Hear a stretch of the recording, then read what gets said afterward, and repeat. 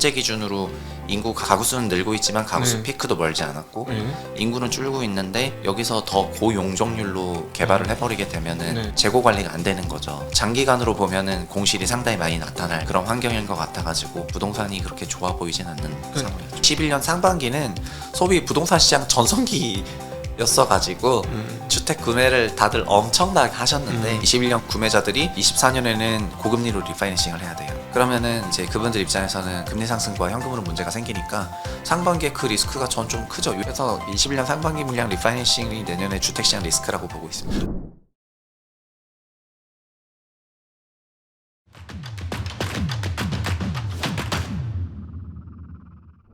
안녕하십니까. 증시각도TV 시청자 여러분, 투자자 여러분 반갑습니다. 투자인사이트 시간 여러분이 좋아하시고, 그리고 또 우리 경제계의 셜록 현준이신 우리 최상욱 대표님 모시겠습니다. 어서 오십시오.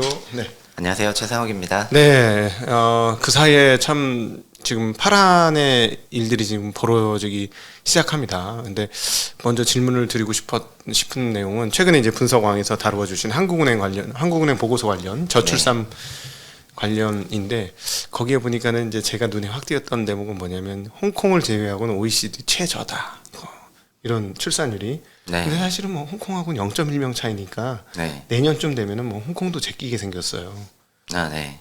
근데 그게 OECD 국가 중에서는 출산율 1명 이하인 나라는 한국밖에 없고요. 네. 그리고 출산율 1.3명 이하를 그 초저출산율이라고 하는데요. 네.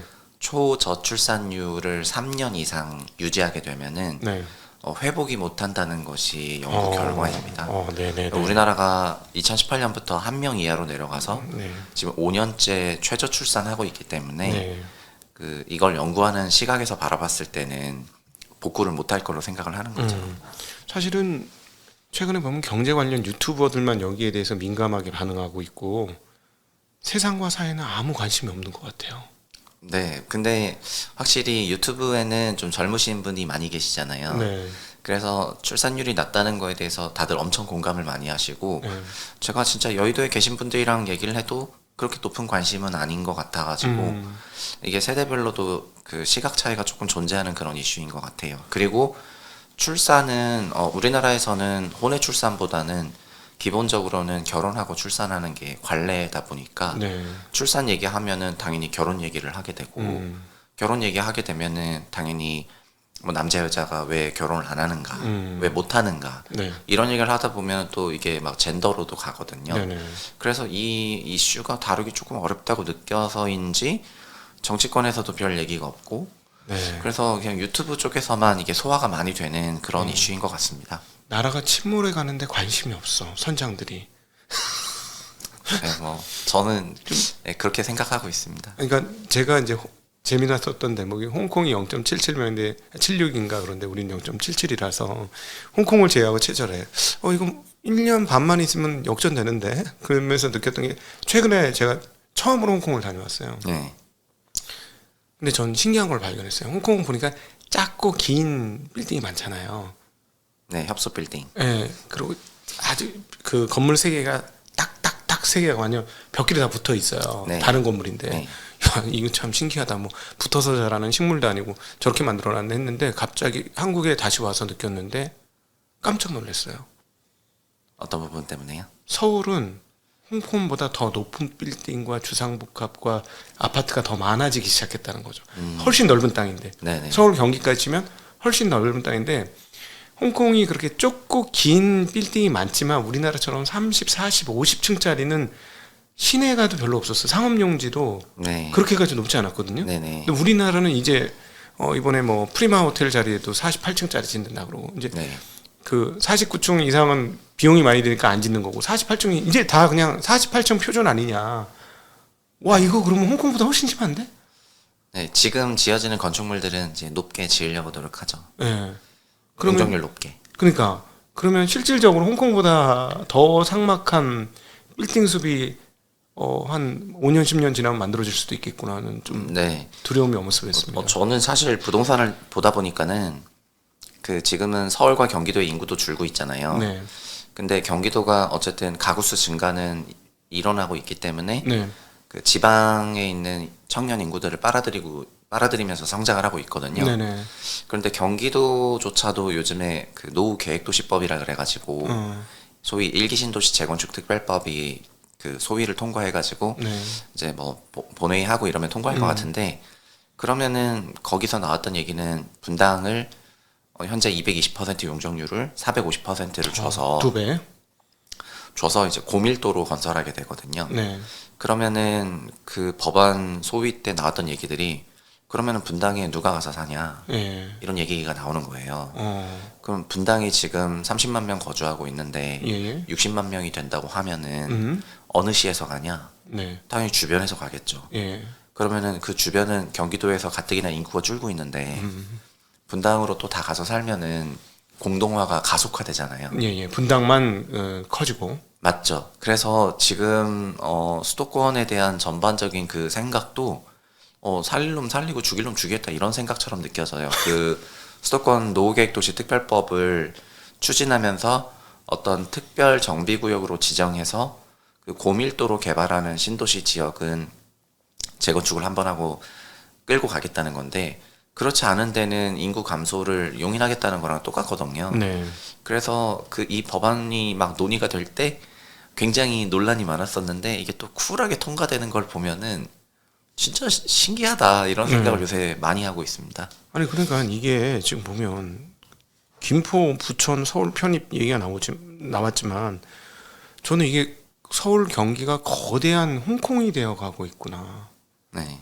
홍콩이 저는 개인적으로 거기 호텔 들어갔다 너무 깜짝 놀래가지고 일본보다 한 3분의 1 더 적습니다. 네. 너무 깜짝 놀라서 다시는 가기 싫은 거예요. 이렇게 네. 불편한 잠자리에서 이 돈을 주고 네. 그 돈을 가지고 중국 갔더니 초호화 호텔이더라고요. 네. 아마 러시아 가시면은 성을 빌릴 수 있습니다. 그래서 난 홍콩 싫어. 뭐 사는 게 좋고 나 이거 깝깝하고 답답하고 네. 한 번은 와서 재미로 볼 수는 있는데 이거를 내가 굳이 계속 여기 올 이유가 도대체 여기는 관광지는 아니야. 뭐 이런 생각이 정말 많이 들었고, 거기에 사는 사람들도 애들 키우는 게 너무 힘든 거예요. 집이 너무 작아가지고. 근데 지금 딱 우리나라가 지금 서울 경기를 홍콩처럼 만들고 있는 거 아닌가? 네, 그렇게 고밀도를. 그리고 그 부동산 가격이 올라갔을 때, 그러니까 소위 일본에서 가장 먼저 주택 가격이 급등하니까 80년대에 네. 소위 연필 빌딩이라 그래가지고, 그러니까 대지 면적은 너무 작은데 위로 쫙 솟아 있으니까 연필처럼 보여가지고 그 연필 빌딩 투자 붐이 엄청 일었었거든요. 네, 그래서 대지비가 올라가면은 그거를 그렇게 활용해가지고 돈을 벌려는 시행사가 다 달라붙어가지고 그때 80년대 중반부터 그런 연필 빌딩 건설이 엄청나게 이루어졌었고요. 그래서 그 결과적으로는 또 수요 관리 잘 못해가지고 나중에는 91년부터 부동산이 붕괴하게 되는데 붕괴한 다음부터는 이제 평균적으로 공실 14%가 넘고 도시 레벨 자체가 총 공실 돼 버렸거든요. 그래서 우리도 만약에 현재 기준으로 인구 가구 수는 늘고 있지만 가구 수 피크도 멀지 않았고 인구는 줄고 있는데 여기서 더 고용적률로 개발을 해버리게 되면은 이제 재고 관리가 안 되는 거죠. 그래서 장기간으로 보면은 공실이 상당히 많이 나타날 그런 환경인 것 같아가지고 부동산이 그렇게 좋아 보이진 않는 상황이죠. 최 대표님이 그 분석왕에서 계속해서 언급을 했던 거를 제가 이제 체험을 하고 갔는데, 홍콩을 딱 가고 이거는 가정을 위한 도시가 아니라 진짜 상업 도시고 금융을 위한 도시지, 그냥 무엇을 위한 도시지. 뭐 어떤 거주의 안정성과 만족성을 가지면서 한다기보다도 그냥 그 도시에 예를 들어서 도시를 오퍼레이팅하기 위해서 그냥 사는 거지 사람들이. 거기서 뭐 어떤 삶의 높은 질 이런 게 하나도 안 느껴졌어요. 저는. 네, 저는 그게 부동산에 있는 주요 지표 중에 하나가 있는데요. 그게 자가 점유율이라는 지표가 있어요. 집주인이 자기 집에 사는 비중이에요. 그게 우리나라 전체로는 56% 정도 되고 많은 OECD 국가들이 65% 내외예요. 그래서 우리가 자가 점유율이 56이니까 임대가 44%거든요. 근데 그게 시도별로 달라요. 아시겠지만 전국 평균이니까. 그래서 서울은 자가 점유율이 낮아요. 그러겠죠. 서울 자가 점유율은 지금 48% 정도 되거든요. 그리고 우리가 막 벤치마크 하고 싶어하는 뉴욕이 전 세계 최저인데요. 그러니까 도쿄가 40%고요.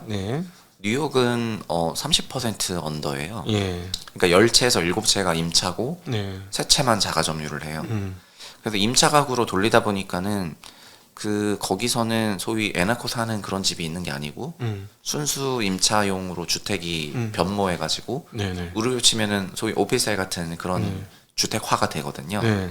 그래서 서울도 지금 48%인데 예. 저게 계속 내려가면 서울도 어떻게 되냐면은 서울에서 이제 애나코 못 살죠. 네. 애나코 못 살고 너무나 자연스럽게 네. 그 단기 임차 아니면은 뭐 출산을 하게 되면 다른 지역으로 가야 된다거나 예. 이런 거주 이전이 강제가 돼요. 예. 예. 그래서 많은 분들이 그 서울에 대해서 저는 환상이 있다고 생각하는데요. 네. 그 서울이 굉장히 좋은 도시고 뭐 도시 기능이 충분하고 온통 뭐 이런 생각을 하시지만 그 서울의 도시 성격이 달라지고 있거든요. 네. 그러니까 자가 육아의 도시가 아니라 임차 단기 거주의 도시로 바뀌고 있고 그래서 지금 서울 서초구만 하더라도요. 모 금융기관이 어린이집을 운영하고 있는데 네. 그 어린이집이 작년까지 2개였는데 올해 1개가 됐거든요. 그러니까 내년 거가 폐지가 된 거예요. 예. 왜냐하면 2018년부터 출산율이 떨어졌잖아요. 이 친구들이 어린이집 가야 될 나이가 됐는데 건물이 남아도니까 수요가 없는 거죠. 네.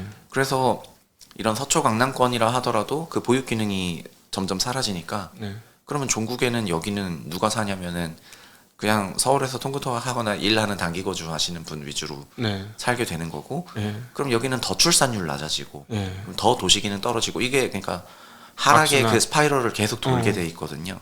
그렇게 돼 있어요. 근데 그게 커버되는 유일한 명분은 뭐 뉴욕이든 도쿄든 여기는 인구가 늘고 있어요. 저희는 줄고 있고요. 예. 예. 그러니까는 그게 그 지향하는 바는 완전 다른 거거든요. 다른 데는 도쿄도만 하더라도 인구가 늘고 있어요. 네네.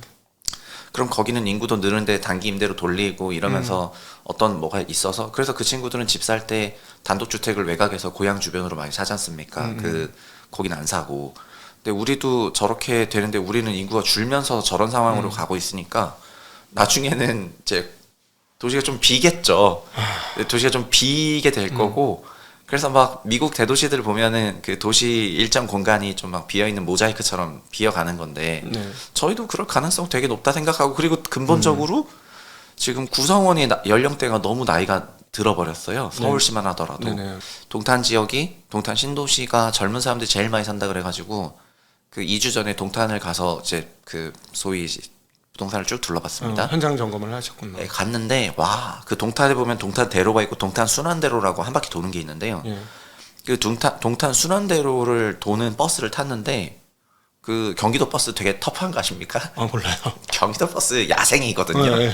야생인데 진짜 버스가 막 날아가는 거예요. 날아가는데 그 버스에 탄 사람들이 다 소위 다 2030이다 보니까 다 버티면서 가다란 말이에요. 그래서 제가 어떤 걸 느꼈냐면은 여기 버스를 타는데 버스가 다 젊어요. 그래서 여기 진짜 젊은 사람들 많이 산다. 근데 버스가 막 이렇게 하니까 와 이런 버스의 그 운행에도 이 견디는 이 젊은 힘 다리의 힘. 근데 서울에서 그랬다면 정말 저는 거의 다음날 뉴스에 나왔을 것 같은데 근데 그게 그 동탄 지역을 뭐라 하는 게 아니라 저는 그게 좋더라고요. 그 지역이 완전 다 젊고 막 생동감 넘치고 이러니까 그리고 나서 여기로 돌아와가지고 이제 단지 안으로 걸어 들어가는데 진짜 그 고령자분이 많이 사시니까 그래가지고 근데 그분들도 젊은 분들이랑 같이 살고 싶어 하잖아요. 그래서 그런 걸 보면서 진짜 인구 그 연령대가 많이 차이가 나긴 많이 차이가 난다. 요즘에 한국 전체도 출산율 높은 지역이 있습니다. 뭐 세종 같은데? 네, 세종은 기본적으로 높은데 그 경기도에서도 어디가 높냐면은 평택시랑 화성시가 높습니다. 아십니까? 네네네. 직장은 있고 공간적 넓이가 있고. 결국 기승전 삼성전자입니다. 네, 그러니까. 예. 그러니까 평택 고덕 국제신도시가 있고 평택시가 다 리폼됐고 다 신축 주택 지역으로 다 개발됐고 통근통학 20분 걸리니까 평택시 합계 출산율이 1명 넘거든요. 경기도 유일하게 1명 넘는 지역입니다. 그리고 화성시도 0.9명대가 넘는데 그 화성 동탄 지역이 거기가 뭐 수원 캠퍼스랑 연결하고 화성 캠퍼스랑 연결하면은 삼성전자 도시니까요. 그러니까 여기도 통근통학이 편리하고 이러니까 출산율이 엄청 높게 나오거든요. 네, 주택 가격이 그렇게 높지도 않고. 그래서 아까 하는 리포트 얘기하셨는데 하는 리포트도 되게 간단한 걸 얘기하면 주택 가격이 높지 말아야 되고 네. 경합 강도가 너무 세지 말아야 되고 네, 네. 이러면은 출산율 좋아진다는 건데 네. 그 경합 강도 제일 센 게 인구 밀도 가장 높은 서울시. 네. 서울시에 거주하는 사람들이 다 그 경쟁 압력을 많이 느끼고 네. 이러니까 자연스럽게 출산율 낮아진다는 거여가지고 경기도에 높은 출산율 나오는 지역들 보면은 뭐 답이 뻔해서 네. 그래서 왜 저렇게 지금이라도 돌리면은 좋을 것 같은데 못할까 이런 생각 많이 들죠. 하나 뭐 더 점검을 해보면 저는 어떤 느낌 드냐면 이 서울에 보면 이제 대부분 이제 일반 주택 자체가 없어지고 아파트로 바뀌잖아요. 네. 근데 저는 이제 전원주택 살잖아요. 아 그러세요? 그러다 아, 보니까 뭘 느끼냐면 극적으로 느끼는데 이 서울은 뭐냐면 뉴요커들을 위한 거주 형태다. 뭐냐면 그것도 주니어 뉴요커. 네. 금융권에 있는 주니어들. 그러니까 걔네들 연락 뺑뺑이 돌리잖아요. 네. 잠잘 시간 없이 막 애널리스트들 보면 막 하루에 3시간씩 자고 그런 사람들한테는 예를 들어 앞에 마당이 있고 잔디가 있고 나무가 있고 불가능해요. 네. 관리가 불가능하고 호텔처럼 잠자고 들어오면 다 네 컨시어지 다 해주고. 해주는 네. 이게 필요한 거예요. 왜냐하면 다른 걸 할 수 있는 여유가 1도 없는 거예요. 그렇죠. 예, 그러니까 잠만 자고 나와. 근데 제가 보기엔 그거하고 가장 유사한 주거 형태가 아파트라는 거죠. 삶에서 뭘 이렇게 없잖아요. 뭐 요즘 뭐 이렇게 주변에 뭣도 뭐 나무도 심고 뭐 이렇게 단지 안에서 뭘 조성하려고 노력은 하나. 네네. 사실 그냥 뻔하거든. 그래 해봐야 뻔한데 제가 그래서 저희 와이프가 항상 하는 말이 당신은 서울 가서 살아야 될 사람이 여기서 살고 있어. 막 그러는 거예요. 네. 집 관리도 제대로 하지도 못하면서 막 그래서 맨날 욕 먹는데 야 이거는 삶의 질이 진짜 낮은 거 아니냐. 그렇죠. 시간이 없으니까 현대인이 전체적으로 시간 부족인데 아시겠지만 그 서울의 특정 지역에 일자리가 밀집돼 있다 보니까 그 통근통학 시간이 우리가 OECD 평균 2배인데 그래서 다른 나라가 1.3에서 1.6명의 출산율을 유지하는 것도 한국도 보시면 아까 평택 얘기했는데 한국도 통근통학 30분 걸리는 거리 지역은 다 출산율 1.3명, 1.1명 나오거든요. 근데 수도권 평균적으로는 70분 걸리잖아요. 편도로. 그래서 왕복으로 계산하게 되면은 시간 태부족하게 되는 거고 이 태부족한 시간과 비유연한 근로 시간으로 인해 가지고 출산은 생각도 못 하는 거죠. 그래서 우리가 저희가 수도권 집중됐다 그러면은 제가 자주 받았던 비판이 뭐 뉴욕이나 도쿄나 상하이는 더 큰데 왜 한국이 출산율이 안 좋냐 이런 얘기 나올 때마다 하나만 보고 둘은 못 보는데 그 나라 전체의 총 인구의 50% 넘게 몰려서 한 나라는 전 세계에 없다. 한국밖에 없다. 그러니까 한국이 거의 소위 전 세계 최고 수준의 그 수도권 밀집도를 갖고 있고 그러니까 경쟁 압력을 사회적으로 많이 느끼고 그 압력이 통근통학 시간으로 드러나고 통근통학 시간으로 인해서 시간 부족이 꼴 그리고 통근통학 비용이 너무 많아져요. 이번에 동아일보에서 출퇴근 계산기를 냈는데 그거 하면 한 달에 통근통학이 경기도 원격지에서는 150만 원씩 들거든요. 그럼 그렇게 통근통학하면서 오직 강남으로만 출근하거나 아니면 과문으로만 출근하거나 딱 그런 구조다 보니까 이 구조 때문에 지금 출산율이 낮게 나오는 건데 이게 부동산에는 그동안에 도움이 됐었잖아요. 그렇죠. 그러다 보니까는 이거를 못 깨가지고 계속 유지하겠다 뭐 이런 생각해갖고 결국은 우리가 이 서울과 수도권이라는 이 넓은 지역을 그냥 어느 정도 나눠서 소위 연담 도시처럼 기능이 여기도 있고 여기도 있고 여기도 있어서 서로 네트워킹하게 했어야 되는데 완전 무슨 사우론 탑 지은 것처럼 한복판에만 딱 세워놓고 전부 와라 이렇게 얘기하니까는 시간 부족과 돈 부족 등등 여러 이유로 그냥 출산율이 박살나고 있죠. 그러니까 저는 어떤 걸 느끼냐면 이게 암묵적으로 스스로 알든 모르든 부동산에 강고한 클러스터가 생겨 있다. 예를 들어 뭐 집 두 채 이상 사람들끼리는 서로 협의하지 않아도 부동산 가격이 지켜져야 되고 올라가야 된다는. 그래서 내가 여지껏 이 자리에 왔으니 이걸 깰 수 없다라는 어떤 암묵적 카르텔이 강력하게 있는 게 아닌가. 그래서 지금 어떤 느낌이냐면 폭주 기관차가 절벽을 향해서 가고 있는 것 같아요. 철로가 끊겨진 다리가 없는데 그렇죠. 절벽에 아니 그러니까 대대적으로 지금 젊은 사람들은 출산 파업을 시작한 거잖아요. 이 상황에서는 나 못 살겠다. 아니, 출산을 못 하시는 거죠. 낳고 싶은데 어저께도 제가 저녁에 그 그러니까 8개월 전에 출산하신 분이 출산휴가 끝나서 복귀해서 오셔서 이제 저녁 식사를 했는데, 우리나라는 출산휴가를 쓰는 게 평균적으로 5가구 중에서 1가구고요. 네네. 써도 평균적으로 그러니까 10주를 써요.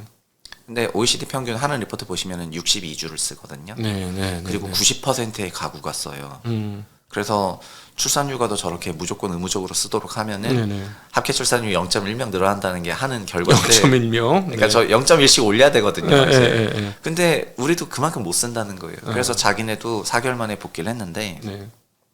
너무 힘들다. 네. 4개월 만에 복귀하니까 본인도 이제 출산하고 나서 1년 쉬어야 되는데, 심지어 국회에서 일하는 사람이었어요. 네.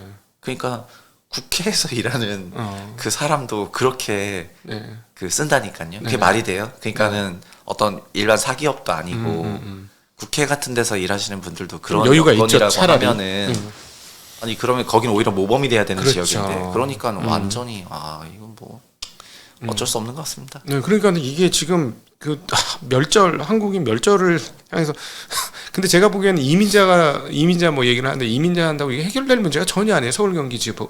네, 지금 감소 속도가 너무 빨라서 그 합계 출산율 0.7이 체감이 잘 안 되시는데, 네. 이게 이렇게 되거든요. 이번에 뉴욕 타임즈에서 그 기고를 컬럼을 썼잖아요. 네. 200명이 0.7명으로 유지되면은 다음 세대에는 70명 남고요. 네. 그 다음 세대는 20명 남아요. 네.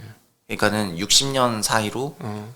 10분의 1이 되는 거예요. 네, 네, 네. 그러면은 우리나라 기준으로 2080년 되면은 10분의 1 된다는 거예요. 네, 네. 400만, 500만. 네. 그러니까 그 정도면 완전 소멸이죠. 그래서 네, 네. NIT에서 뭐라고 했냐면, 그럼 북한 침공한다. 아니, 왜냐면 북한 지금 2명이거든요. 네, 2명이니까 네.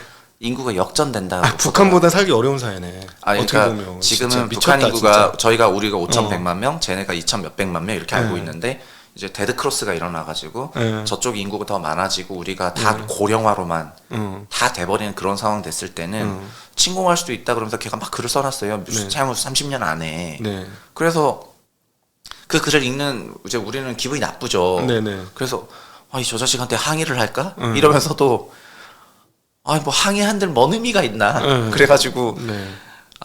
이제 아들 키우는 입장에서 군대 열심히 보내야 되겠다 이러고 있는데, 요새는 또 젊으신 분들이 원정 출산을 그렇게 해요. 미국이래요? 이런데? 네, 미국으로 원정 출산 엄청 합니다. 원정 출산 브로커가 진짜 산더미 같이 있습니다. 네. 그래서 이 원정 출산으로 가가지고 온통 브로커로 이중 국적 받은 다음에 나중에 선택하겠다 이런 옵션을 주고, 그렇게 안 주면은 부모한테 또 원망을 한다는 거예요. 그래서 저는 벌써 우리 애한테 원망 받을 수밖에 없는 그런 포지션으로, 아빠는 뭐 그렇게 뭐 잘났으면서 왜 원정 출산 안 했어? 뭐 이래버리면은 야 임마, 대한민국 사람이 대한민국에서 낳아야지. 그럼 뭐 그래가지고 요즘에는 원정 출산 브로커도 진짜 많아졌더라고요. 그러니까 소위 그 뭔가 노블리스 오블리주 해야 되는 사람들이, 저는 아니라 하더라도 그분들이 한국에서 출산하고 이런 게 아니라, 우린 돈 생기면 나가서 미국에서 미국 국적 주자 그래가지고 원정 출산하고 말입니다.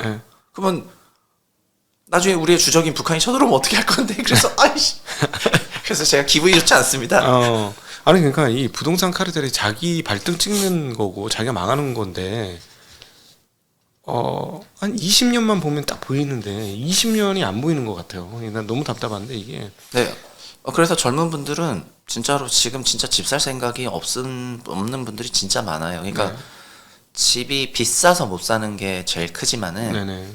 근데 정말로 뭐 제 영상에 촬영 편집 이제 보조를 해주시는 20대 초반에 이제 그 작업자가 있는데, 이 친구는 꿈이 그냥 아예 우리나라를 떠나가지고 캐나다에서 사는 거고요.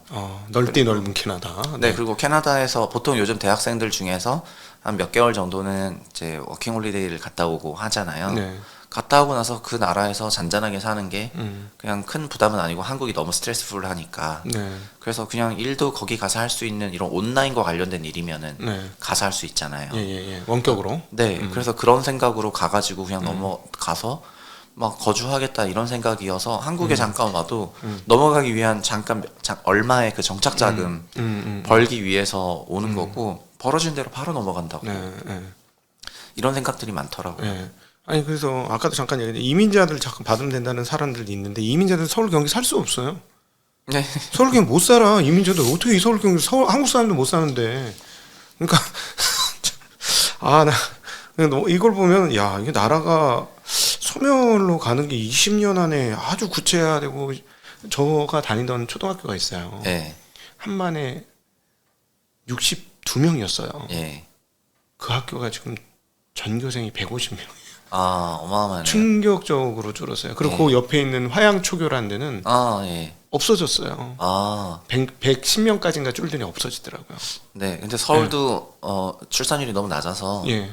그 학교 반수가 많이 줄어들고 폐교가 잇따를 것 같습니다. 언제부터냐면은 18년부터 낮아졌잖아요. 네. 18년생들이 학교 갈 때부터는 차이가 확 나거든요. 네. 그러니까 지금은 티가 안 나는데 지금 1, 2학년은 티가 안 나는데요. 네. 왜냐면은 24년, 25년이네. 네, 그러면. 이제 지금 16년생이 1학년이거든요. 네. 근데 그럼 17년생이랑 내년에 17년생 1학년, 네. 내후년에 18년생 1학년이니까 25년부터는 네. 반수가 완전 줄어들게 돼 있어요. 어. 그 다음부터는 더 극적으로 감소되잖아요. 그렇죠. 지금 예. 24만 명 낳고 있으니까. 그래서 제 첫째는 15년생이고 둘째가 20년생인데요. 네. 첫째 15년생인 애를 어디 보내려고 할 때 항상 좀 경쟁이 타이트한 편이었어요. 둘째인 20년생은 널널하더라고요. 아 진짜? 28년부터 줄었으니까 20년생을 어디 어린이집을 보내려거나 뭐 어디 보내려 그러면은 널널해요. 옛날에 구립이나 뭐 시립이나 어린이집 가려면 뭐 밤새 줄 서야 예, 되고 그게 막 첫째 그랬는데. 때는 그랬어요. 첫째 네. 때는 그게 엄청났는데 둘째 때는 그런 게 없어요. 그냥 넣으면은 오케이 이런 거예요. 와주셔서 감사해요. 뭐 이런 네, 분이네요. 아까 거의. 어린이집 수가 그 기업 어린이집이 2개에서 1개로 줄었다 이런 얘기 했던 것처럼 네. 그냥 그 수요가 그 18년부터 확 줄어버렸으니까 그 친구들이 지금 어린이집도 편하게 가잖아요. 네. 학교도 되게 널널하게 다니겠죠. 그 네. 밑으로 계속 비어 있을 거고. 예. 그래서 뭔가 사람들이 아마 25년부터는 정말 명확하게 체감할 거라고 생각하고 있습니다. 그러네요. 얼마 안 남았네요. 네네네. 초등학교 붕괴가 25년부터 그러면 차곡차곡 그 이후로 6년을 통해서 네, 맞아요. 초등학교 숫자가 네. 급격하게 계속 줄어야 되는 상황들이 오겠네요. 네네. 그래도 40만 명대 유지하다가 올해 내년 신입이 40만 명 깨져서 난리라고 했는데 18년생부터는 20만 명대로 내려갔으니까요. 그러니까. 그 다음에는 지금 20만 명도 깨지네만이 하고 있으니까 그 감소 속도가 5년 동안 엄청나게 나오는 거죠. 그러니까 아니 우리 왜 유튜버들만 이 얘기를 자꾸 하냐고. 지금 우리 경제 유튜버들 중에 뭐 슈카를 비롯해서 우리 최상욱 대표님을 통해서 비롯해서 정말 많은 분들이 이 얘기를 막 하고 있는데 그냥 동영상 하나 보고 끝나는 것처럼 지나가서 이거는 지금 그럴 일이 아니군 진짜로. 네, 이거는 그쵸. 네. 그럼 결국은 해결해야 될 문제 할 방법은 이제 한국은행에서 제시한 거는 경쟁이 격화되는 상황들과 너무 집값이 고공행진하는 상황들, 그리고 이제 우리 최 대표님이 출퇴근이 너무 많이 걸리는 상황들 이런 것들을 해체해야 된다면 네. 결국 예전에 한번 얘기 나왔던 뭐 수도 이전을 비롯해 이제 지방 분권 네. 해서 각각의 회사들이 지방에 포진을 해서 그리고 또 각각의 지역에서 좋은 대학씩 하나씩 만들어서 네, 그렇죠. 거기서 인재를 끌어다니고 예. 이렇게 해야 되는 그러니까 이게 복합적으로 이루어져야 되는 건데 여기 또 잠깐 생각나는 게 우리나라가 좀 심각한 게 중고등학교는 지금 그렇게 미친 듯이 공부하더니 네. 대학교 경쟁력은 너무 떨어지는 거예요. 근데 저희가 최근에 세계 석학하고 대담을 한번 해봤거든요. 아, 네. 그 세계 석학이 하는 말은 뭐냐면 강력한 나라 선진국에 대해서 얘기할 때 계속 인재를 뽑아낼 수 있는 집단이 있느냐, 즉 좋은 대학이 있느냐를 계속 얘기하더라고요. 네, 그렇죠. 네. 그게 그 1940년 체제라는 책을 썼던 노부키라는 작가가 네. 이제 원로 관료죠. 일본의 1940년생의 원로 관료인데 1980년대에 일본이 미국을 추월했다고 미국에서 전부 막 인정하고 있을 때 본인이 미국에서 이제 유학을 하러 가서 위화감을 느끼거든요. 자기가 생각할 때 일본 대학보다 미국 대학이 더 좋은데 왜 일본이 전 세계 최고로 갈까? 모든 일본인들이 재팬 에즈 넘버 원 이렇게 얘기하니까는 자긴 그거 아닌 것 같다 그러면서 일본은 세계 최고 아니다 막 이런 얘기를 쓰니까 막 욕을 먹죠. 네. 욕을 먹었는데 결과적으로 어떻게 됐냐면 결국 미국 대학이 더 경쟁력이 있어가지고 미국은 이제 화려하게 부활을 하고. 네. 근데 우리도 비슷한 것 같습니다. 우리 근데 저도 대학교 때 좀 놀았어가지고 아니 고등학교 12년을 그러니까 그 12년을 뺑뺑이 굴렸으면은 네. 좀 놀아야지. 놀고 싶죠. 네. 그래가지고 대학교 때는 특히 1학년, 2학년 때는 놀게 되고 이제 남자들은 보통 군대 갔다 오면 정신 차려서 3, 4학년에 공부해서 이제 했던 했던 것 같은데, 근데 우리나라는 또 그 둘 나라 미국이랑 일본 대비해서 대입 진학률이 압도적으로 높잖아요. 그렇죠. 저희 전성기 때는 84%까지 갔다가 네. 지금은 70% 후반까지 내려갔는데 네. 미국, 일본은 여전히 50% 언더리밖에 안 되거든요. 네. 그거여도 살아가는데 문제 없는 그 시스템이 있는 거여가지고 우리가 대입 진학률이 너무 높다 보니까 대학교 자체가 어떤 경쟁 우위가 되지 못하고 이런 것도 문제인 것 같고요. 그리고 제가 하는 리포트 보면서 제일 공감했던 거는 많은 사람들이 그 리포트를 오해하고 있는데 집값이 15년 레벨로 돌아가도 출산율이 거의 제고가 안 돼요. 그 보고서상에서는. 네. 그럼 뭐 집값 반토막 나도 출산율 안 오르는데 뭐 뭔 소리야 이런 건데 네. 그 보고서에서 출산율 0.45명을 늘릴 수 있는 수단이 뭐냐면은 경쟁 압력을 낮추라는 거거든요. 네, 네. 경쟁 압력을 어떻게 낮춥니까? 수도권 집중화인데 그거는 그렇죠. 수도권 집중화를 해소하라는 얘기니까. 그리고 평택 같은 데가 평택 화성이 입증하잖아요. 네네. 평택, 화성, 세종 그렇죠. 이런 데가 입증을 해주고 있으니까 그거를 그리고 지금 보면은 청주도 출산율이 높은데요. 네. 청주에 뭐 에코프로부터 시작해서 네, 하이닉스 에코프로, 있죠? 하이닉스 있고 네. 에코프로 있고 그러니까 기업 도시에다가 네. 그러니까 기업 배후 주거지가 딱 있으니까 완벽하게 돌아가거든요. 네. 그래서 그렇게 수도권 분산만 되면은 출산율 금방 올라간다는 건데 저가 만약에 그 정책을 수행하는 사람이라면은 서울에 본사 소재를 둔 법인한테는 법인세 중과 때릴 겁니다. 그냥 법인세 여기 중과하겠다. 그 다음에 지금 이제 꼭 또 하나가 더 있는데 전 세계 모든 나라가 리쇼어링을 하거든요. 네네. 해외에 나가 있는 공장들 다 자국으로 들어오면은 법인세 감면을 해주겠다 이러고 네네. 있어요. 한국만 오프쇼어링을 촉진합니다. 외국 가서 지어라. IRA니까 미국 가서 공장 지어. 네. 이렇게 얘기를 하고 그래서 저는 생산기지가 다 외국으로 가 있으면 일자리가 없어지는 건데 그렇죠. 우리는 기업을 너무 편애해가지고 기업이 또 해외 나가서 공장을 짓는데 또 방해가 되면 안 되죠 막 이러면서 엄청 혜택을 준단 말이에요. 네. 다른 모든 나라는 다 그 기업들 자국으로 들어와가지고 그러면은 인센티브를 주는데 그래서 저는 결국 일자리 문제 네. 일자리 문제랑 그런 것들을 그 세제랑 제도로 얼마지 조정할 수가 있다고 생각을 하고요. 근데 그런 부분을 좀 안 하고 있으니까는 아쉬운 부분이죠. 사실 지금 최 대표님이 했던 얘기를 한 10년 전에 했으면 진짜 돌맞는 이야기일 수도 있어요. 지금 네. 방마신 얘기를. 근데 지금은 너무 절실한 상황으로 간 거고 이제 내후년부터 본격화되고 내후년부터 앞으로 6년간 서울의 초등학교가 몇 개가 없어져야 되는지 네, 거의 다 없어지죠. 예. 네. 한 3분의 1은 없어져야 되는 거 아닙니까? 그렇죠. 예. 왜냐하면 학생 수가 40만 대에서 뭐 20만 대로 내려가니까 40% 날라가야죠. 네, 그러니까 또 그럼 그거 밀어가지고 또 아파트 질 건가? 나는 나 진짜 너무 안타까운 거야 그게. 그래서 이거는 더 이상 후퇴할 수 없는 상황인데 아무도 얘기를 안 하고 있으니 그래 우리 경제 유튜버들이라도 계속 이 얘기를 하자. 네, 일각에서는요. 저희가 이런 얘기를 하면은 네. 막 소위 뭐 공포를 조장하고 아니면은 뭐 소위 부정을 조장하고 이런 그런 비평을 댓글로 많이 다세요. 네.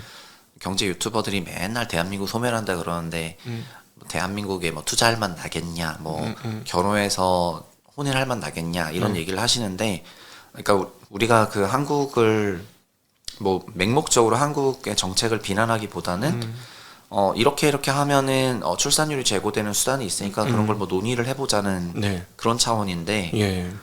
지금은 이제 소위 말하면은 이런 논의를 막 할 만한 그런 데이터들이나 근거들이 많이 있는데 안 하고 있으니까 그런 게 좀 아쉬워서 얘기를 하는 거지. 맞아요. 뭐 저도 우리 애를 한국에서 키워야 되는 입장에서 네. 대한민국이 그 소위 경제력이나 국력이 낮아진다는 거를 누가 좋아하겠습니까? 네. 그래서 그런 차원이라고 생각하면 좋을 것 같습니다. 그러니까 결국은 제가 보기에는 이렇게 결국은 기업 산학 연맹을 만들어주는 게 핵심이고 서울에 있는 대학은 지원하지 말고 지방에 있는 소위 말하는 공립대나 뭐 준공립대라든가 이제 오래된 뭐 자리가 잡힌 대학에 집중적으로 고용이란 편성해가지고 훌륭한 인재들 나오게 하고 네. 뭐 등록금 적게 내고도 공부할 수 있게 해주고 그다음에 좋은 인재들 나오니 예를 들어서 뭐 광주는 뭐 빈마을이라고 해서 통신 관련 많잖아요. 그런 네네. 기업 더 밀어넣고 네네. 그리고 뭐 대구는 뭐 패션 산업단지면 인천 패션학과 진짜 세계적인 학과 네. 넣어놓고 그렇죠. 이제 학교가 과가 특화가 있어야죠. 근데 네. 예전에 뭐 폴리텍 대학이든 어떤 학과별로 특화가 있어야 되는데 아마 그 센터 형님 시절이나 저나 대학교에 지원을 할 때 학과도 봤거든요. 네. 어느 학과를 갈까 했는데 요새는 학과 거의 안 봐요. 그냥 학교만 보거든요. 학과에 대한 그런 그 차별성이 많이 없어졌기 때문에 네. 그런 것 같고요. 네, 그러면서 미국 대학이나 외국 대학교 순위 내릴 때는 어느 과별로 순위를 또 매기거든요. 네. 외국은 여전히. 네. 그래서 그 학과 중심에 그 경쟁력이 살아 있는 게 그게 큰 의미가 있는 것 같아요. 근데 요즘에 보시면 결국은 취업이 잘 돼야 되니까 네. 삼성전자나 아니면은 이런 기업들이 아니면 배터리 회사들이 특정 소재 학과 나오면 다 데리고 가요. 네. 그래서 그런데 경쟁률이 엄청 세지더라고요. 네네. 그런 것처럼 기업이랑 연계가 돼가지고 반도체 학과든 뭐 소재 학과든 2차전지든 어디든 막 데리고 간다면은 그런 데가 좋아지는 거니까 확실히 산업이랑 연계는 조금 돼야 될 것 같고 그 회사가 어떤 특정 지역의 그런 지역 활성화가 되면은 그러니까 수도권에 대해서는 그 과밀에 대한 그 페널티를 매기는 것처럼 지방으로 가면은 또 인센티브를 주면 되잖아요. 그렇죠. 네. 그럼 범위세 감면 인센티브 하고 이러면은 되게 뭐 이게 쉬워 보이지는 않지만 네. 그런 식으로 짜는 거랑 안 짜는 거랑 되게 다른 건데. 그럼요. 부산에 보면은 이제 리노공업이라는 회사 굉장히 튼튼한 회사가 반도체 회사가 있습니다. 든든하게. 네. 저는 리노공업이 그 부산 지역의 인재들의 어떤 뭐랄까 피난처 느낌을 해주는 거 아닌가 하는 느낌을 네. 좀 받고요. 말씀하셨듯이 청주에는 이제 에코프로라든가 뭐 이런 게 있으니까 예를 들어 천주대학이라든가 충북대학이라든가 충남대학이라든가 네. 이런 것들 쪽에서 산학 연계를 해서 좀 키워오면 그 지역 클러스터가 잘 만들어지는 거고. 네, 그래서 네. 그저께 청주 가경에 막 분양을 했는데 경쟁률 몇백 대 나오는 걸 보고 제가 이제 다시 한번 느꼈는데 역시 기업 도시가 최고야. 그냥 네. 저는 천안 아산에 네. 그 2005년부터 삼성전자가 LCD 사업을 네. LCD랑 이렇게 OLED 사업을 아산 쪽에서 베이스로 삼고 당시 LG는 구미 쪽을 베이스로 삼아서 사업을 하다가 파주로 올라갔었는데 네. 그 아산 탕정 그 산업장 전체 면적이 50만 평이었거든요. 그거는 환산하면은 1.5제곱킬로미터 정도 되니까 그게 엄청난 규모가 되는 건데 그거 배후로 그래서 천안 아산 구시가지 전체가 신도시가 지어지고 막 이랬어요. 네네. 그래서 그런 기업들이 확실히 대규모 제조업이 자리 잡으니까 일자리가 어마어마하게 붙더라고요. 그래서 지금은 그러니까 평택이 그 지위를 승계한 거고, 근데 여전히 아산이랑 또 충남, 서산, 당진 출산율 여전히 1명 넘어요. 네네. 그러니까 역시 기업이랑 연계된 지역은 확실히 그런 기업이랑 연계 플러스 통구토하기 짧아야지 돼요. 네네네. 근데 그렇죠. 이제, 통통 짧아요. 서울의 유일한 문제는 그 통구토하기 너무 길다. 예, 그런 게 가장 큰 문제인 것 같아요. 그러니까 그 기업들이 자꾸 수도권에 있으려고 하는 게 인재를 얻을 수 없다. 지방에 가면 거기에 대한 두려움 네, 이런 게 그렇죠, 있잖아요. 그렇죠. 그래서 제 생각에는 진짜 지방 대학에 진짜 이제는 이렇게 애들 줄었는데 초중고에 집중하지 말고 대학에 집중하자. 네. 훌륭한 대학에 집중해서 뭐 이런 얘기하면 또 돌맞을 수도 있겠으나 대학에 집중해서 그 지역의 기업이 우리 이 학교에 정말 똑똑한 애들 많고 정말 훌륭한 애들 많아. 그냥 여기서 뽑으면 돼. 그리고 법인세도 싸고 네. 모든 물가도 싸고 직원들한테 월급 좀 덜 줘도 직원들이 다 만족하고 아니면은 직원들 사택도 너무 쉽게 구할 수 있고 네. 이런 식이 되면 지방 활성화 될 수 있을 것 같은데 진짜 지방 그 기업하고에 대한 말씀드렸던 페널티와 인센티브를 잘 이용해서 그렇죠. 예. 제가 그 평택에 그러니까 오산 평택에 그 요즘에 배터리 산업이 엄청 성장을 했잖아요. 예. 그래서 지금 비상장이긴 한데 그 우원 기술이라는 회사가 있습니다. 네. 그게 양극재, 연극재를 스퍼터 해주는 건데 네네. 양쪽으로 착착착 Z 모양으로 스퍼터 해주다 보니까 네. 그 방막 속도가 지금 제일 빨라서 네네. 그 스퍼터 장비가 많이 팔리거든요. 그래서 이거를 SK그룹에 많이 팔고 있는데 근데 이 회사 매출이 21년도에는 800억이었는데요. 네. 22년도에는 1,600억을 찍었고요. 올해는 결산을 3,000억을 넘게 할 것 같고 네네. 내년은 5,000억을 넘게 할 것 같대요. 네네. 그래서 본사가 어떻게 됐냐면은 조그만 본사 1빌딩이었는데 네. 매출 2배 되니까 이 건물 네. 3공장, 4공장 그렇게 되죠. 그 동네 이렇게 쭉 돼가지고 그렇죠, 그렇죠. 직원 수도 점점 늘어서 직원 수가 지금 200명 훨씬 넘어가는데 네. 근데 그 소재나 이런 쪽으로 그 지방 인재를 데리고 와야 되다 보니까는 네. 수도권 것도 그렇고 지방이 넓으니까 기숙사 옆에 금방 지어버리더라고요. 그렇지. 그러니까 네.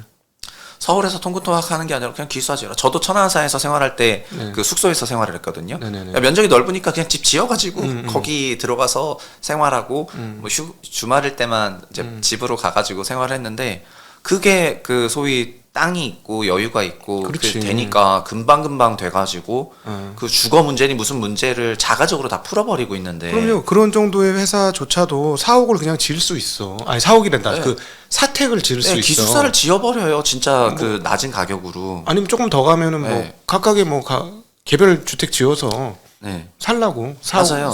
그 사택으로 이렇게 네. 할 수 있잖아요. 그러니까요. 그게 그러니까 소재지가 그 지방에 있다 하더라도 뭐 거기서 이제 주중에 생활하고 주말에 나온다 하더라도 거기 보니까 나이 연령대도 다 어리시더라고요. 네. 직원들을 계속 뽑다 보니까 그러면서 이제 소위 인재들이 왔으면 좋겠다 이런 건데 결국 인재들은 돈 많이 주고 그 다음에 여러 복리후생이 좋고 그럼요. 그리고 네. 비전이 있다면 간다 생각하거든요. 그렇죠. 그래서 그 회사가 진짜 빠르게 성장하는 걸 보면서 다시 한번 느낀 건데 이 회사가 만약에 정말 서울에 있었다면은 저 예전에 제가 건설사 출입을 많이 했었는데 네. 그 우미건설이라는 데가 있습니다. 네네. 이 우미건설이 원래는 타워팰리스 쪽에 그러니까 강남 도곡동에 본사가 있었다가 네. 그거를 성남시로 그러니까 분당으로 구 분당으로 이제 이전을 했습니다. 예. 그리고 나서 그 우미 대표가 뭐라고 하셨냐면은 강남에 있으면은 직장에 뭐 인재들이 다 오고 막 이럴 줄 알았는데 성남으로 옮겼더니 더 좋다. 뭐가 더 좋냐 하니까 성남으로 오니까 여기 배후에 도시들이 엄청 많아졌다. 네. 그래서 뭐 용인에서도 올 수 있고 평촌에서도 올 수 있고 분당에서도 올 수 있고 강남에서 딱 공사가 있으니까 강남 주변의 주거지가 물론 서초, 개포, 반포 있는데 여기 너무 고가여가지고 젊은이들이 여기 잘 못 살아서 그렇지. 경기도에서 통근통학을 했는데 네. 이 내려오니까 경기도 통근통학도 훨씬 짧아지고 네. 그래서 직원들이 다 좋아한다는 거예요. 그래서 이 성남시가 그 입지적인 측면에서 네. 경쟁력이 되게 있구나라는 그런 생각을 했거든요. 그런 것처럼 그 기업들이 그 꼭 서울을 너무 고집하기보다는 네. 올렸을 때 그 직원들 만족도도 좋고 괜찮은데 왜 이런 생각 잘 안 하는지 그럼요. 모르겠어요. 아, 저도 이 그 사택에 대한 아이디어는 계속해서 생각했는데 왜 저는 이걸 생각했냐면 짐 사이먼스의 르네상스 테크놀로지 있지 않습니까? 네, 직원들이 천문학적인 연봉을 받잖아요. 그러겠죠.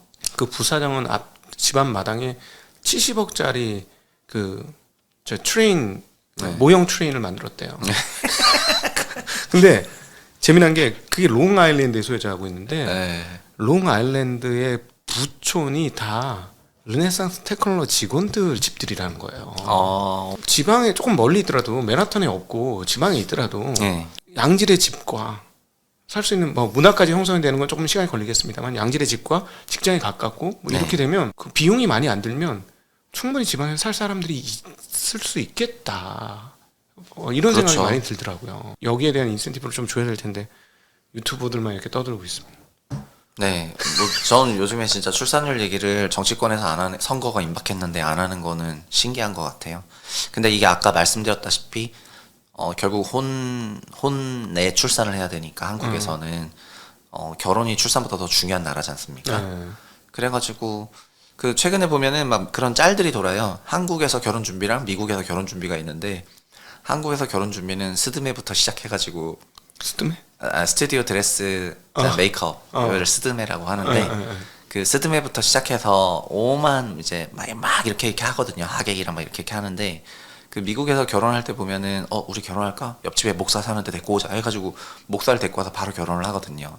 그래서 막 그거를 소위 그 SNL에서 이제 짤로 만들어가지고 했는데 저 되게 와닿더라고요. 그 한국에서는 진짜 뭔가 결혼이라는 게 되게 축복받은 거지만은 그래서 미국이 그럼 결혼식을 안 올리냐 그렇지 않죠. 미국에서는 결혼식을 하는데 결혼을 할 수 있을 정도로 충분히 정말 뭐가 생겼을 때 그렇게 좀 그런 결혼식을 하고 웬만한 경우에 진짜 간소하게 결혼을 하더라고요. 근데 우리 같은 경우에는 결혼이 됐던 그런 것들은 전부 다 어쨌든 평생에 한 번 있으니까 그걸 열심히 해야 된다는 막 이런 생각으로 이제 생각보다 더 무리하는 게 아닌가 싶고 저마저도 저희도 결혼할 때 제 당시 수중에 저한테는 한 2천만 원밖에 없었어요. 2천만 원밖에 없었는데 그걸로 결혼식을 해야 되다 보니까는 근데 그럼에도 불구하고 예식장 잡고 스드메 하고 또 웨딩 사진 찍고 그 다음에 하객들 다 불러가지고 밥을 드리고 이렇게 막 처리를 했는데 그거 하고 나니까 진짜 돈이 다 떨어졌거든요. 근데 그러면서 제 느꼈던 거는 이걸 주식을 뭐 샀으면은 뭐 더 좋았을 것 같은데 네, 이거 네. 이렇게 소비를 해야 되나 이러면서 그때 이 말이 여기까지 올라왔지만 차마 말을 못하고 잘 참으셨습니다. 그냥 네. 그래 결혼식 했으니까 잘 됐다 네. 이렇게 얘기하면서 이제 했거든요. 네. 근데 결혼을 그냥 둘만 좋아해서 그 제3자가 인정하는 방식으로 결혼했어도 괜찮지 않아 이런 생각인데 근데 우리는 어쨌든 이런 결혼을 하지 않으면은 이제 출산이 부자연스럽고 그래서 한은에서 그 혼외 출산이 두 번째 후보인 거 아세요? 그렇군요. 그러니까 수도권 경쟁 과밀을 해소하면 0.45명 늘어나는데 네. 이 혼외 출산 관행만 다 OECD 평균처럼 OECD는 한 50%가 혼외 출산이거든요. 네. 네. 그러니까 그것만 받아들여도 0.15명 늘어나요. 네. 그러니까 이 두 개만 하시면 0.6명 늘어나는 거죠. 네. 그럼 우리가 0.7에서 0.6점 1.3명이니까 네. 엄청난 거죠. 이 두 가지가. 네네.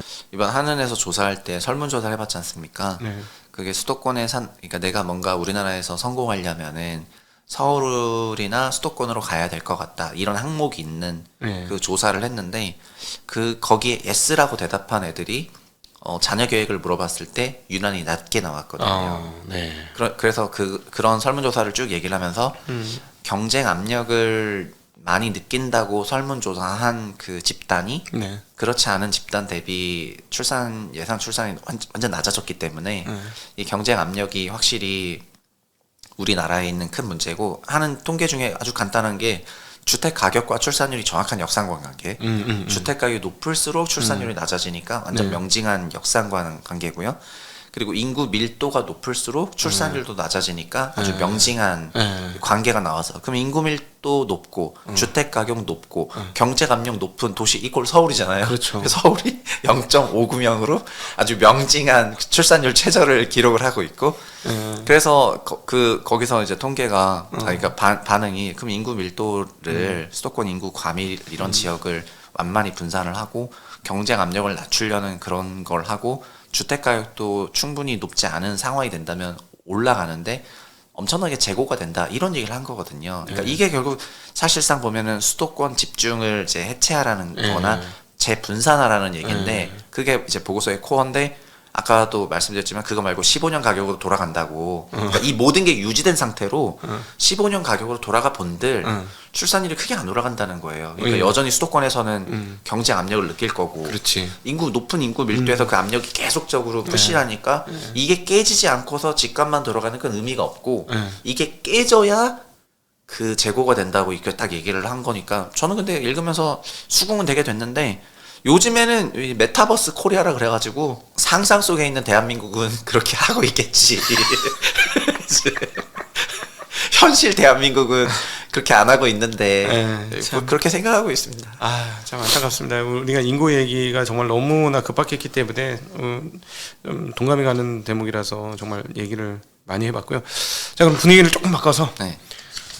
부동산 가격이 휘청휘청합니다. 드디어.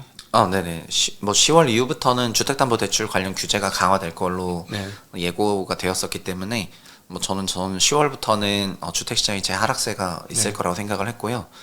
그리고 주택시장도 정책금융의 영향력이 매우 커져서 과거와는 달리 저는 이제 주택시장도 금융 영향을 받는데 그 금융도 쪼개가지고 부동산 정책금융과 부동산 민간금융으로 쪼개는 게 맞다 이렇게 보고 있고요.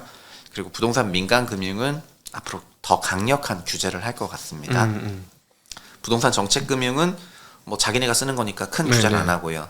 올해가 그냥 가장 대표적으로 특례보금자리론이 있었다 하지만 내년에 신생아론도 있잖아요. 그런데 이런 정책금융 부분은 DSR도 안 보고 여러 가지 완화적으로 돌릴 건데 그 민간 금융은 되게 규제를 많이 할 거여가지고 이쪽이 많이 위축돼서 지금 10월부터 시장 위축이 나타나고 있고요. 매매 시장에서는.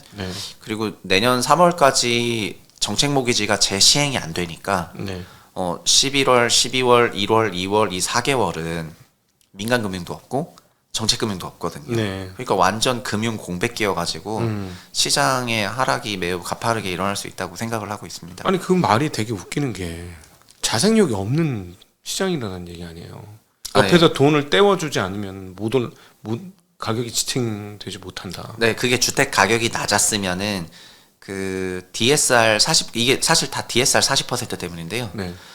DSR 40%니까 자기 소득의 40% 이상을 못 쓰게 되는 거고, 근데 현재 주택 가격은 자기 소득의 소위 16배가 넘으니까 네. 그 주택 가격의 절반만 빌려도 자기 소득이 8배. 그럼 자기 소득이 8배인 거를 이제 대출로 받으면은 40% 넘어버리니까. 이자 비용이. 네, 그러니까 16배 자체가 너무 높은 거죠. 예. 장기적으로 보면은 이게 원래 한 12배, 서울만 하더라도 12배 정도였고, 전국으로는 8배 정도였으니까 집을 사는데 문제가 없었는데, 네. 주택가격이 너무 올라가 버렸기 때문에, 네. 그냥 DSR 40%를 적용해서 수요가 녹아버린 거고요. 네. 혹자는 그래서 DSR 40% 너무 과하다. DTI 60이었으니까 소위 뭐 DSR 60이었어야지 이렇게도 얘기를 하시는데, 세전으로 60%를 원리금으로 쓴다는 거는 세후로는 85% 쓴다는 거니까 집을 위한 짐승이 되는 거예요. 짐승이 집을 유지하기 위한 짐. 이건 뭐 그냥 또 집값이 비싸서 수요가 녹았고 그 특별한 금융 프로그램이 없으면은 이제 수요가 만들어질 수 없는 그런 환경이니까 주택 가격의 우하향은 저는 그렇게 예상하고 있는데, 다만 이창용 총재도 10월 국감 때 한 얘기가 한국은 부동산 가격 30% 빠지면은 시스템 위기로 번질 수도 있다. 그렇지. 은행까지 불이 붙죠. 네, 잘못하면. 그래서 딱 마지노선을, 그러니까 본인들이 바치는 선을 마이너스 30으로 그어놨어요. 그래서 작년 하반기 때 마이너스 20까지 내려갔었거든요. 네. 그러니까 그때 막 이제 긴장됐다고 이제 네. 국감 때 얘기를 해요. 네. 그래서 마 30 가면은 진짜 지수가 난리가 날 것 같은데 지수가 마 20까지 가니까 개별 단지는 마이너스 30% 40%는 빠졌고요. 그러겠지. 그러니까는 이제 부랴부랴 막 특례 모기지 만들어가지고 쫙 받쳤거든요. 네.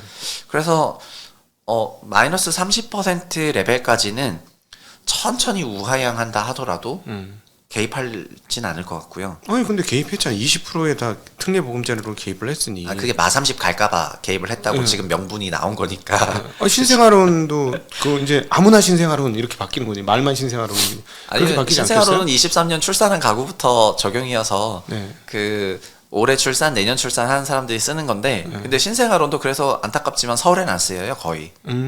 서울은 출산율이 유난히 낮은 지역이어가지고 아마 그러니까 비중으로 만약에 특례보금자리론을 썼다면 수도권과 비수도권 비중이 수도권이 압도적으로 많았겠죠. 네네. 이게 9억 이하를 무주택자가 알아서 집을 사라 그러면 수도권 서울 살까 이러면서 서울 외곽부터 사니까요. 그렇죠. 근데 신생아론은 출산율 높은 지역에 쓰일 거다 보니까 과거에 만약에 올해 특례보금자리론이 7대 3으로 수도권 비수도권 쓰였다면은 신생아론은 5대 5거나 4대 6일 거예요.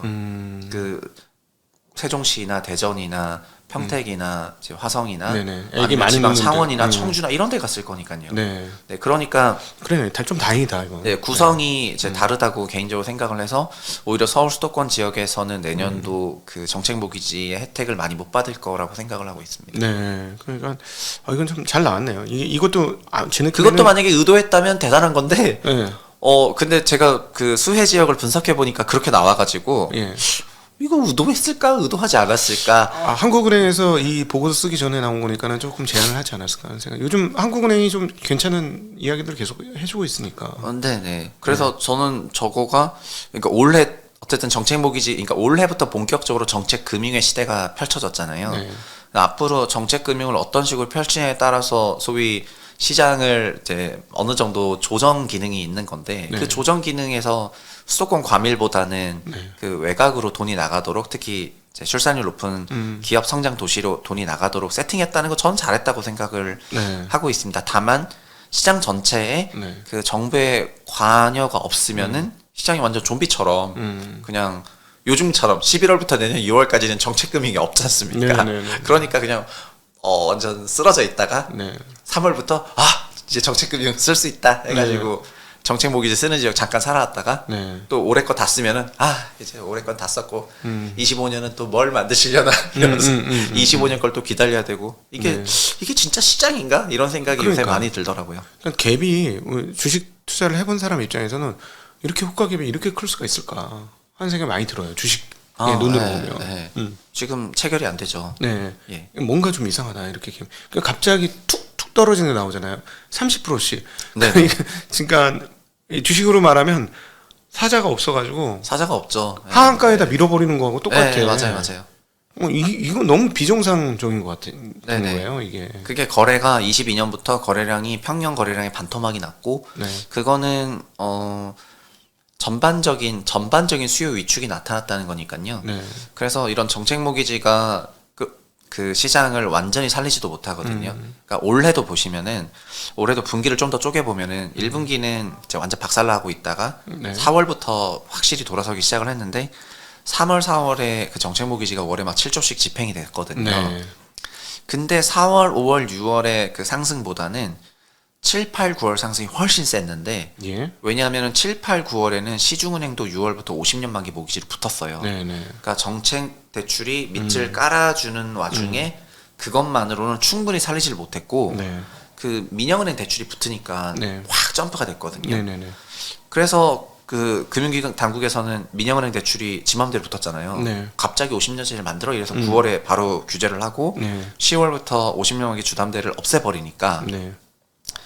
10월부터 바로 민영은행 대출이 위축되면서 짠 이런 상황이 됐거든요. 그래서 저는 내년에 정책 모기지 중에서 신생아론이 사용된다 하더라도 민간 금융 부분을 여전히 너무 강력하게 규제하고 있으니까 네. 그 시장이 막 엄청 탄력적으로 살아날 거란 생각은 잘 안 들어요. 네.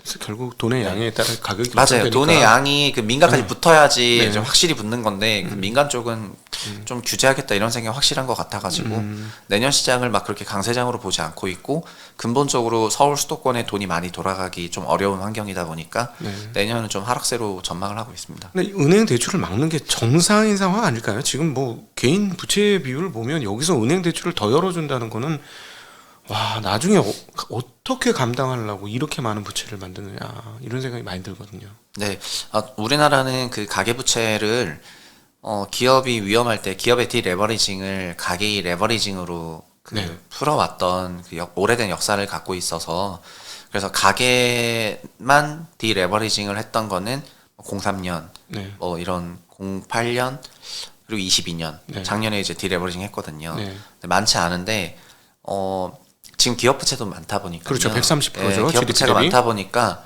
근데 아시겠지만 IMF 때 기업 부채가 110%였어요. 그리고 우리가 글로벌 금융위기 전후로 기업 부채 또 110% 터치했었고 네. 근데 지금은 배터리나 이런 쪽 투자가 너무 많아져가지고 네네.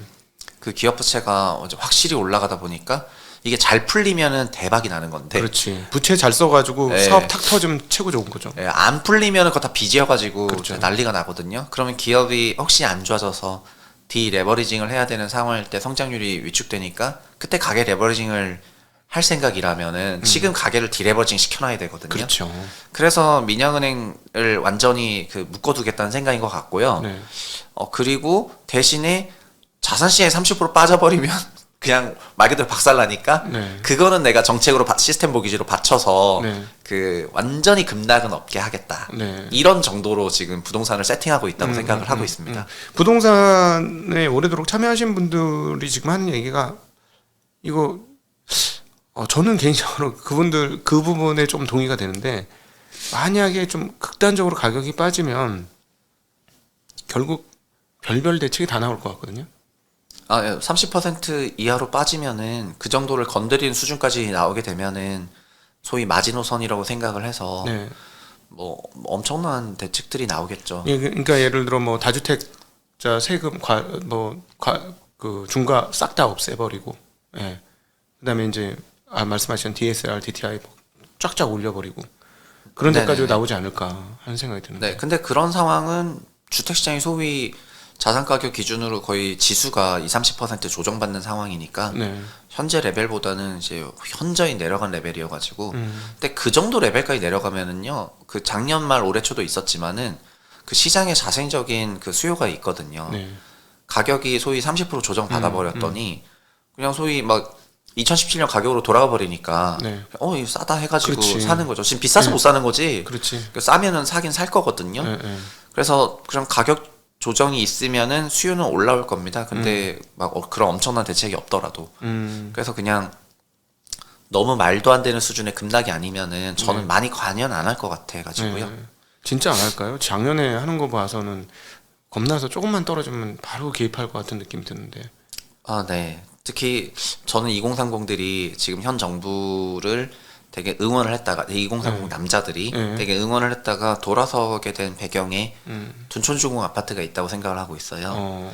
그 지난 정부가 인기를 끌지 못했던 것도 특히 남자들한테는 주택가격이 너무 올라가다 보니까 본인이 집을 사가지고 경제적으로 뭔가 하기가 어려워지고 네. 그러면서 이제 실망을 많이 했었는데 근데 윤 정부가 부동산 시장을 좀 안정화해주기를 많이 바랬던 것 같고요. 댓글들을 보면은 그러니까 윤석열 정부를 지지하는 쪽은 두 개 그룹인 것 같아요. 전통적으로 부동산 자산이 우상향하길 바라는 그룹이 한쪽 그룹이고 두 번째는 또 젊은 2030 세대들 중에서 이제 남자 그룹이 지지를 많이 하잖아요. 근데 이들은 시장 안정을 좀 바랬었던 것 같은데 둔촌주공 아파트를 13 대책으로 살려주니까 그때 돌아서더라고요. 그때 돌아서가지고 그래서 지금은 뭐 옛날 같은 그런 뭐는 없다고 생각을 하고 뭐냐면은 현 정부의 정책 기조가 어떤지 이제 다 알아버렸으니까 알아버려가지고 막 엄청난 뭐 부동산 부양책 전 부동산 부양책 어마어마하게 나올 거라고 개인적으로 생각지 안 하고 있는데 이제 그 반대적인 영향도 좀 크다고 생각해가지고 근데 시장을 오래 보셨던 분이 시장을 뭐 빠지면 엄청난 대책이 나온다. 양도세 면제부터 시작해서 막 이렇게 얘기하시는 거는 관성적 전망이라고 생각을 하고 있습니다. 네. 어쨌든 지금 말씀하신 대로 뭐 PF 같은 경우 전형적으로 그런 것 같은데 가격이 떨어지면 사겠다는 세력들이 있어요. 뭐 건설업체들이나 이런 건설회사들이나 이런 데는 돈 들고 있다가 근데 이거 안 터트리니까 오히려 그것도 그래서 내년 4월 전후로 4월 이후로 터트릴 그런 생각이 좀 있다는 게 시장 분위기고 그러니까는 요즘 그래서 한국 채권금리라든가 아니면 이런 여러 가지 질문들이 많이 있는데 저는 개인적으로 어떻게 생각하냐면은 내년 상반기에는 우리나라 기준금리가 내려갈 법한 그런 기대감이 지금 많이 반영이 되고 있지만 상반기에는 금리가 튈 수도 있겠다 이런 생각을 오히려 리스크가 커지면서 하고 있고 오히려 그러니까 그 상반기를 금리가 튄다는 거는 자산 가격이 내려간다는 거니까 그런 게 또 기회일 수도 있잖아요. 그 기다리던 사람들에게는. 그래서 지금 시장에는 여러 가지 생각들이 공존하고 있는 것 같습니다. 상반기 어느 정도의 위축을 인정하고 그거를 대비하려는 그런 플랜들. 그래서 저는 내년이 제일 불안한 거는 내년에 리파이낸싱을 해야 되는 사람이 제일 불안한 것 같아요. 그러니까. 그게 주택 쪽도 있는데 21년에 그 2%대로 2.5%대로 3년 고정. 나머지 변동을 선택하신 분이 내년에 리파이낸싱 하거든요. 그런 대출이 있었군요. 지금 그러니까 혼합형 금리가 혼합형이 3년 또는 5년 고정 금리 그다음 변동이잖아요. 은행채가 3년물로 5년물이 있으니까. 그래서 20년에 그 3년 고정 하신 분이 올해 리파이낸싱 해야 되는데 올해는 이거를 유예해 줬습니다. 왜냐면 올해 초에 아시겠지만 작년만 올해 초에 그 레고랜드 사건이나 이런 거 어마어마했잖아요. 그래서 이런 상황에서 그 사람들한테 6%로 리파이낸싱 해라. 그럼 주택시장 마이너스 20%가 있는 상황에서 그 사람들이 또 그렇게 해야 된다면 또 팔아야 되니까 올해 1년간 유예해 줬거든요. 근데 내년은 그런 유예가 없어요. 끝났어요. 그럼 내년은 21년 구매자들이 24년에는 고금리로 리파이낸싱을 해야 돼요. 그러면은 이제 그분들 입장에서는 그 금리 상승과 현금으로 문제가 생기니까 상반기에 그 리스크가 전 좀 크죠. 왜냐면 21년 상반기는 소비 부동산 시장 전성기였어가지고 주택 구매를 다들 엄청나게 이제 하셨는데 하반기부터 위축됐거든요. 21년 말부터. 그래서 21년 상반기 물량 리파이낸싱이 내년에 주택시장 리스크라고 보고 있습니다. 그래서 제일 걱정하고 있는 게 이제 마지막으로 이제 그쪽 질문을 드리면 정말 걱정하고 있는 게 이제 금융에 있으니 걱정하고 있는 게 아니 하나씩 단계적으로 뭐 질서 있게 이렇게 처리가 될지 모르겠습니다만 질서 있게 했으면 모르겠는데 갑자기 내년 4월 전후에서 한꺼번에 터지면 이 불이 최소한 저는 증권업까지는 좀 올라올 것 같거든요. 불이. 증권업에서 잘 제어를 해서 막으면 상관이 없는데 만약에 자칫 못 막으면 이것도 레고처럼 이렇게 작은 경색 나면서 문제가 될 것 같은데. 그렇죠. 뭐 증권은 뭐 뒤에 은행이 있으니까 은행을 믿어야죠. 그러니까 뭐 신한증권도 신한은행 있고 하나증권도 하나은행 있고 은행을 믿어야죠. 근데 은행권은 그나마 괜찮은데 다른 쪽이 조금 이렇게 해가지고 서로 못 믿어갖고 경색 터진 거 아닌가 하는 그 걱정이 좀 있어요. 근데 그런 내년에 만약에 뭐 어떤 그런 경제적인 문제가 있다면은 문제가 아주 연착륙되긴 어려울 거라고 생각을 하고 있습니다. 네, 그런데 그렇지만 그런 게 뭐 필요한 과정이라면은 네. 어떻든 최대한 충격이 없도록 뭐 그런 대책들을 많이 내시겠죠. 네, 그래서 저는 우리나라가 근데 그런 거를 소화 못하는 체력이냐 그렇게 또 생각 안 해가지고 뭐 그런 이벤트가 있다 하더라도 너무 우울해하지 말았으면 좋겠다는 개인적인 생각이고 오히려 막 소위 산불이 나야지 더 좋은 이제 나무나 이런 것들이 자라는 것처럼 그렇게 생각을 하고 있습니다. 하긴 뭐 이번에 기재부 장관 그 예정이 되신 최상목 그 장관 예비 장관께서 다 알고 있는 문제다 이렇게 얘기를 하셔가지고 네네 알고 있는 거는 리스크가 되게 어렵다고 네. 생각을 하고 있기는 해가지고요. 네, 네. 그래서 뭐 잘 처리할 수 있지 않을까 하는 생각을 해봅니다. 아 네. 오늘 아주 너무너무 즐겁고 재미난 시간이었습니다. 그냥 편하게 사랑방에서 얘기하듯이 했는데 여러분 어떻게 편하게 들어주셨는지 모르겠고 그럼에도 불구하고 굉장히 무거운 주제를 얘기를 오늘 해보았습니다. 너무 감사하고요. 우리 최상욱 대표님 자주 나오기를 원하시는 분들은 댓글로 바로 같은 성원을 부탁드리겠고요. 네, 그다음에 최부심 채널에도 많이 가셔서 정말 좋은 내용들이 많고 저는 개인적으로 굉장히 그 저와 이렇게 함께 하실 수 있는 분이 이렇게 훌륭한 내용들을 사회에 오피니언을 만들어준다는 게 참 옆에서 보면 제가 뿌듯합니다. 그래서 너무 감사하고 계속해서 역할을 잘 해주시기를 부탁드리면서 오늘 최상욱 대표와 함께한 투자인사이트 시간 함께 해주신 모든 분들께 감사 인사드리고 마무리하겠습니다. 인사드리겠습니다. 고맙습니다. 감사합니다.